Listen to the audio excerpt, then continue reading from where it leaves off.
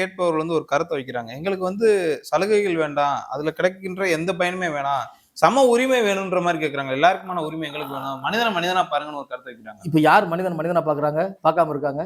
சலுகைகள் வேணான்றவங்க அவங்க வெளியேறி போயிடலாம். அவங்க நான் ஆரம்பத்துல சொல்றேன். இந்த பேச்சை பேசுறவன் பூராமே இங்க இருந்து உறிஞ்சி எடுத்தவன் சலுகைகளை பூரா அனுபவிச்சுட்டு நிறைவு பெற்றவன். ஒன்னும் தகுதியே இல்லாதவன். சலுகைன்றது இல்ல. அதாவது இது எங்க யாரு சலுகை பெறாம இருக்காங்க? இன்னைக்கு ஐயர் சலுகை பெறாங்க. இப்ப நான் இந்த இதன் மூலமா நான் திரும்ப நான் ஆரம்பத்துல சொல்றது ஒண்ணுதான். பட்டியல் வெளியிட்டதற்கு தயார். எங்க போறோம், எப்படி போறோம், எங்க போகிறோம், எப்படி போகிறோம். ஒரு பயணத்துக்கு ஒரு திட்டம் இருக்குல்ல.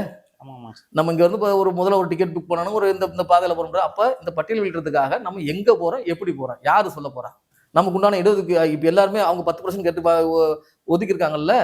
அதாவது முன்தங்கிய வகுப்பினருக்கு பொருளாதாரத்தில் பின்தங்கிய வகுப்பினர்கள முன்தங்கிய சமூகத்தில் உள்ள பொருளாதாரத்தில் பின்தங்கியவர்கள், அரிய வகை ஏழைகள்.